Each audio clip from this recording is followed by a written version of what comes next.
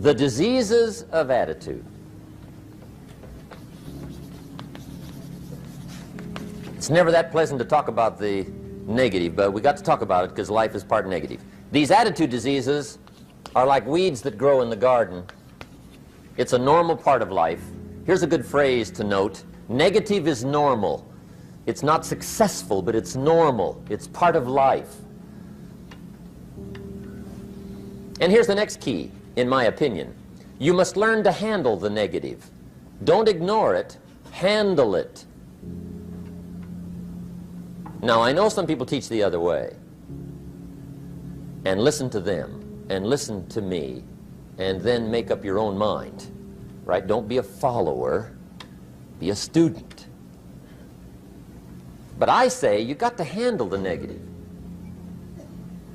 You don't have to live in it. You don't have to dwell on it. But you do have to handle it, my opinion. I know some people teach, just turn your head real quick and say, there's no weeds, there's no weeds, there's no weeds. They'll take your garden. So you've got to handle the negative. Here's what part of it is. It's called the Great War Between Good and Evil. Mr. Reynolds and I are working on a new book this year called The Great War Between Good and Evil. And there is a war on. The minute you were born, you got involved in the war between good and evil, between darkness and light, between negative and positive, between evil and good, between tyranny and democracy, between weeds and human activity. I mean, the war is on. If democracy sleeps, guess who never sleeps? Tyranny. In the absence of light, guess what's automatic? Darkness. If good does not arouse itself and become active, guess what moves in? Evil. It's a war. A mental war, a physical war, a financial war, between enterprise and ease, between accomplishment and failure. It's a war. That's why there's an Old Testament phrase that gives the best advice for human activity when it says, 6 days labor, 1 day rest. Now, I'm sure we've taken that to mean, don't work all 7 days, take one off. Here's what it also means, only take one off. Or you're liable to lose the war. Now, we've got it down to 5 and 2, and maybe that's not too dangerous, I don't know. If God would have thought of 5 and 2, he might have made it 5 and 2, I don't know. You can't think of everything. But here's what it does mean. Enterprise is better than ease. If you rest too long, the jungle overtakes the village. Now here's the good news about the war between good and evil. Evil is no match for good, but good must be active. Weeds are no match for human activity, but if you stand still, how far in will they come? All the way. They'll grow right up around your shoes. But if you get busy, how far back can you take them? As far as you wish. They're no match, but you must be active. That's why the 6 and 1. Make sure you're not losing the war by taking off too much. Guess what the average years are after retirement? 6. 6. Which means don't retire. Your chances are too slim. Okay. The war between good and evil, the weeds. You got to make sure you recognize the negative, handle it, deal with it, and then go on. Let's make a list of the diseases of attitude that can wreck all your chances to do well. One of the words that destroys everything is called neglect. Neglect. And I found this out. A week of neglect could cost you a year of repair. It isn't worth it. So what to be on the lookout for? Here's the list. If you were making it, you'd have the same list I've got. Right? We're not covering anything new tonight. This is a reminding session, not a teaching session. But it doesn't hurt to go over it again. Here's the list. Attitude diseases. Number one is indifference. The shrug of the shoulder. The guy's not even concerned. He's just drifting. This is called the mild approach to life. A disease known as mildness.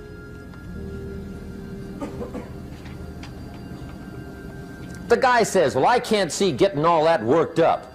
Well, to be any kind of winner, you gotta get worked up. There's one problem with drift. You cannot drift to the top of the mountain. And the good Lord said in the closing chapters of the Bible, here's the best way to live, one way or the other. That's best. Hot or what's next best? Cold is next best to hot. Not the half-baked middle, lukewarm, not too hot, not too cold. What a sad way to live. I think what it means is pick a direction and go with everything you got. Just pick one and go. Somebody says, yeah, but what if it's the wrong direction? You'll find out quicker. It won't take you 25 years to wake up and say, oh no, I've been walking the wrong road. I told my staff the other day, next best to prosperity is adversity. If one doesn't get you, pray for the other. We all do better from one of two reasons, inspiration or desperation.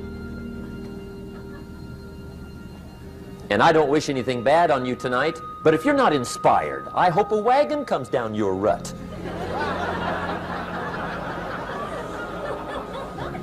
Whatever it takes to get you to try harder, read more, set your goals, and go for it. Somebody asked me one time, what quality would I pick if I wanted to work with somebody? And you know what I picked first? Number one, strong feeling. Please, number one, give me somebody that feels strong. About most anything, I don't even care. Just so they believe it. Even if they disagree with me. Wonderful. Just so they disagree vigorously. I'm not saying it's easy to win those kind of people to your point of view, but I'd rather do that than to try to resurrect people from the dead. Pump them up every month, pump them up, pump them up. I pass. The good Lord needs a leader for the early Christians. Remember the early days of the Christians? Not like today. If you were to stand up in the early days and say, I'm a Christian, cut off your head, toss you and your wife in jail, let you rot. I mean, those were ugly days. Being a Christian back then was not called socially acceptable. They didn't have 125,000 in the Los Angeles Coliseum to hear Billy Graham on a Sunday afternoon. Not back in those days. Back in those days when the Christians got in the Coliseum, it was a different story, right? I mean, the word was, stay out of the Coliseum, especially on Sunday. Last Sunday was Lions 33, Christians nothing. See, those were mean, tough struggle days for the Christians. Now, when the days are mean and tough and struggling, you got to have some kind of leader. Do you know who the good Lord picked for the leader when the days were mean and ugly? Saul. From Tarsus. That's who he picked, Saul. I'll tell you what, I would have picked him. You would have picked him. Anybody would have picked Saul. Saul was one of those incredible guys. Once he got into something, look out. Everybody in the community knew what Saul was in. Because whatever he joined, he'd flip all the switches, open up all the dials, turn on all the faucets, and go like mad. He was known as All-Out Saul. I mean, he was something else. Now, at first, it wasn't working out well. Saul hated Christians, which makes a poor leader, right? I mean, that won't work. Saul got this bug somewhere about the Christians. He got to hating Christians. And he hated them so bad, every time somebody would say Christian, he'd fly into a rage. And I guess he decided one day, it was his mission in life to get rid of all the Christians. He was Saul anyhow, could do most anything he wanted to. So he got him these letters of authority to go around to the various communities and hunt down the Christians. They said, do whatever you want to with them, Saul. They're unpopular anyhow. Drag them in the streets, whip them, stone them, torture them, kill them. You mention the name Saul from Tarsus to the early Christians. I'll tell you what they would do. They would run, hide, lock the doors, leave town, dive underground. I've been in the catacombs of Rome where they hid. He was mean. I mean, terribly mean. But remember the story? One day Saul's making it for Damascus. Heard about some new Christians, flies into a rage, takes off for Damascus. And the story said he was angry. There's a little sentence in the story that says, on his way to Damascus, he was breathing out threatenings and slaughter, which meant he felt rather strong about the idea, right? That's strong, that's strong.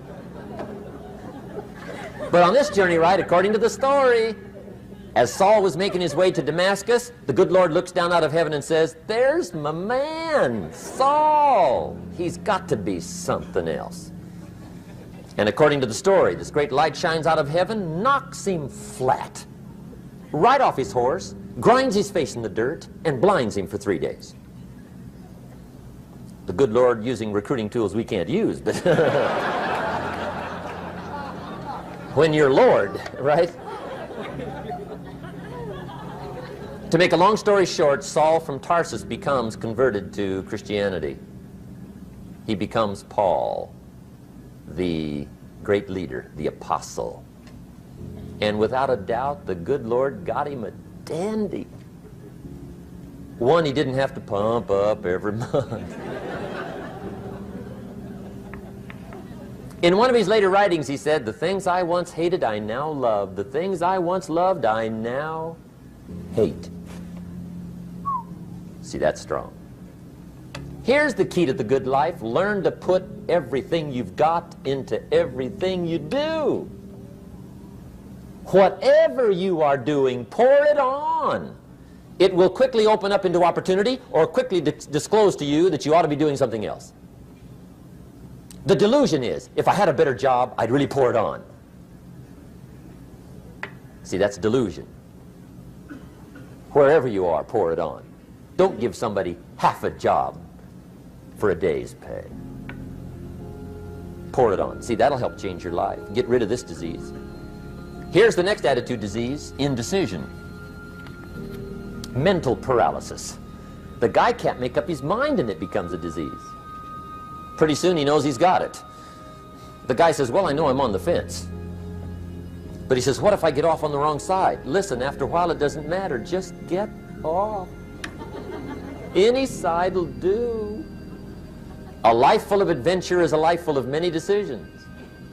The ones that turn out to be wrong give you better experience to make better decisions. So don't see how many decisions you can get out of, see how many you can get into. That's where the adventure is. So shake off this disease, indecision. The next one is doubt. Doubt's like a plague, and one of the worst is self-doubt. There are many, but that's one of the worst. The guy doubts himself, doubts if it'll last that long for him, doubts if he can do that well, doubts if he can make that much, doubts if he can accomplish all that. A chronic, excellent self-doubter. You can imagine what damage that does to your future. So here's the key. Turn this coin over and become a believer. And there's many things to believe in. One of the majors is yourself. The understanding of self-worth is the beginning of progress. Now, if those three don't get you, this one will. Worry. That's a devastating disease. Worry. Worry causes health problems, social problems, personal problems, family problems. It's devastating. Worry long enough, it'll drop you to your knees. Could reduce you to begging. I know how bad this one is. I used to have it bad. I used to be known as a super worrier. Not a super warrior. No, super worrier. My family wished I'd have been a warrior. I got those years to make up for. But I'll tell you what. My advice to you is do what I finally did on worry. Give it up. Who needs it? I'm not saying it's easy. I'm saying it's worth it. It took me almost 1 year to kick the worry habit, and it was not an easy year. It was one of the toughest years I ever spent, but I finally got that monkey off my back. And I discovered you could live the most incredible life free of worry. Not free of challenge, not free of difficulty, free of worry. I learned how to do it, and you can. Here's the next attitude disease. Over caution. Some people never will have much. They're too cautious. Now, you can also be too reckless, but you can also be too cautious. This is called the timid approach to life. And my caution was always the risk. Risk used to drive me right up the wall. I used to say, what if this happens? It's called the language of the poor. What if this happens? And on top of that, if this was to happen, look at the fix I'd be in. I better not try. I could always ace myself out. Then I'll tell you what changed my whole life when I finally discovered it's all risky. The minute you were born, it got risky. If you think trying is risky, wait till they hand you the bill for not trying. If you think investing is risky, wait till you get the tab for not investing. See, it's all risky. Getting married is risky. Having children is risky. Going into business is risky. Investing your money is risky. It's all risky. I'll tell you how risky life is. You're not going to get out alive. That's risky. The Englishman says, well, if that's the way it's going to work out, let's give it a go. Right, that's what it's for. Give it a go. Somebody says, yeah, but I'm looking for safety and security. Fine, then huddle in a corner. We'll cover you with a sheet, bring you 3 meals a day. And we'll protect you, feed you, look after you, care for you. We won't let anything happen to you, and you'll probably live to be 100. The guy said, well, yeah, I'd live to be 100. But what a way to live. Right. What a way to live, safe and secure. Don't ask for security. Ask for adventure. Better to live 30 years full of adventure than 100 years safe in the corner. And see, it's not important how long you live. What's important is how you live. Here's the next attitude disease. We're almost through with this motley list. In fact, we're almost through. Hang on. The next one is pessimism. Pessimism, the deadly disease of always looking on the bad side, the problem side, the difficult side, checking all the reasons why it can't be done. The poor pessimist leads an ugly life. He doesn't try to figure out what's right. He tries to figure out what's wrong. He doesn't look for virtue. He looks for faults. And when he finds them, he's delighted. How ugly. This is the poor guy who looks through the window, doesn't see the sunset. He sees the specks on the window.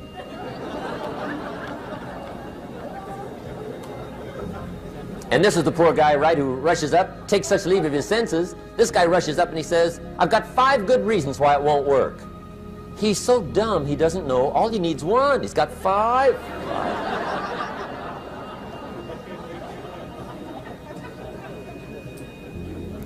To the pessimist, the glass is always half empty. To the optimist, the glass is half full.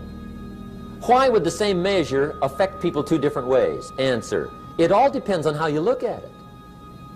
Our lives are mostly affected by the way we think things are, not the way they are. The way we think they are affects us most. There's a subject we don't have time to get into tonight called better thinking habits.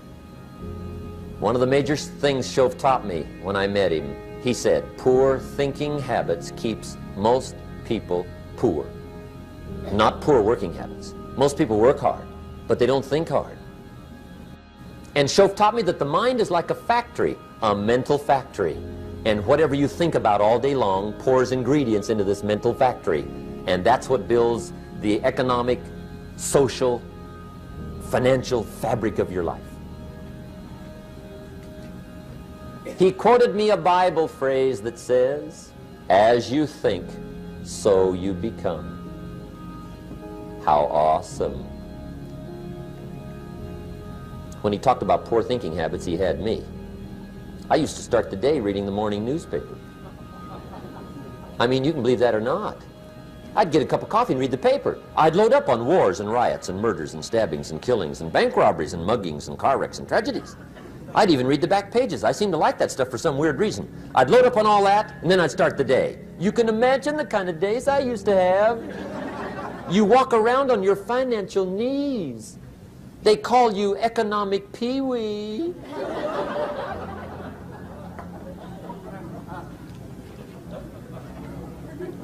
The guy says, I want to be a great leader.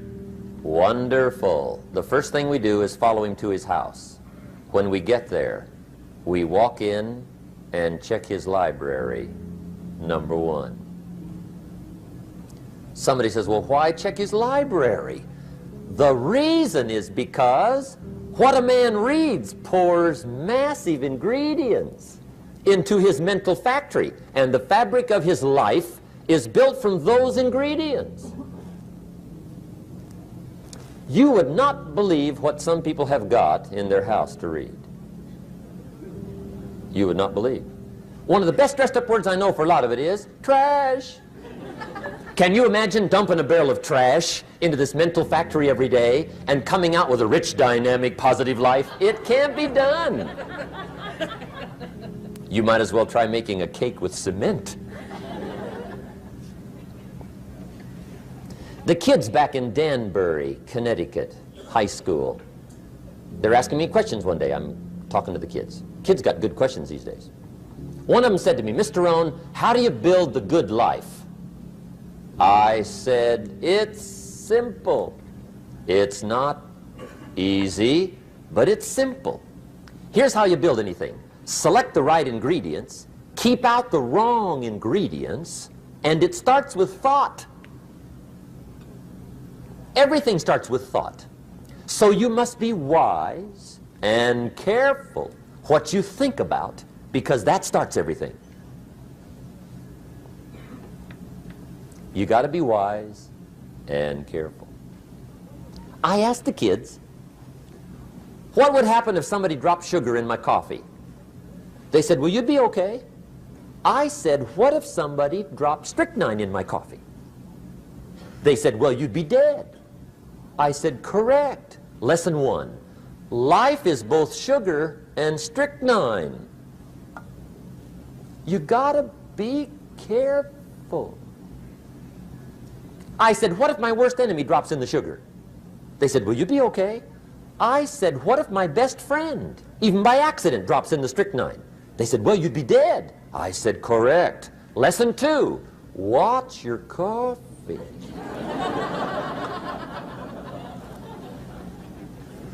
You got to be careful. See, it doesn't matter who hands you the bad stuff. It doesn't matter where you get the bad stuff. It'll still do its damage on your bank account, wherever you get it. Mr. Schoaf gave me one of the greatest phrases when I first met him, when he said, Jim, every day stand guard at the door of your mind. How important. Stand guard at the door of your mind. And you decide what goes into your mental factory. Don't let anybody just dump anything they want to in your mental factory, because you've got to live with the results. Okay, here's the last disease, and we're through with this list. In fact, we're almost through. Hang on. The last subject is very brief. The last disease, but this one is deadly. Engage in this one, indulge in it even slightly, and you might as well forget the future, because it's going to forget you.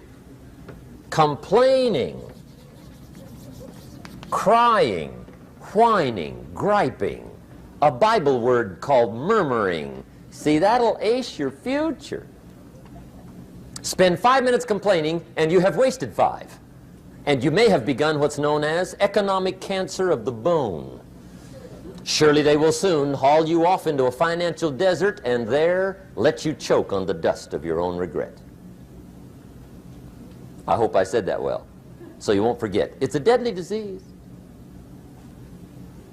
If you don't think it's bad, ask the children of Israel of Old Testament fame. Typical of us all, their story just happened to get in the book. Story says, children of Israel were slaves. God performed a series of dazzling miracles and got them out. And now they're heading for the promised land. Remember the story? Heading for the promised land. Tragedy of the story, they never got there. Reason. From day one, they started to complain. They griped about the water. They griped about the weather. They whined and cried and griped about the food. They griped about the leadership. They whined and cried because it was too far, too cold, too hot, too difficult, too miserable. I mean, they whined and cried for years. Finally, God said, "I've had it, trip canceled." Or something like that. The story says they died in the desert, never got to the promised land. Which I think means two things. Indulge in this long enough, you get your future canceled. And I guess it also means even God himself can only take so much.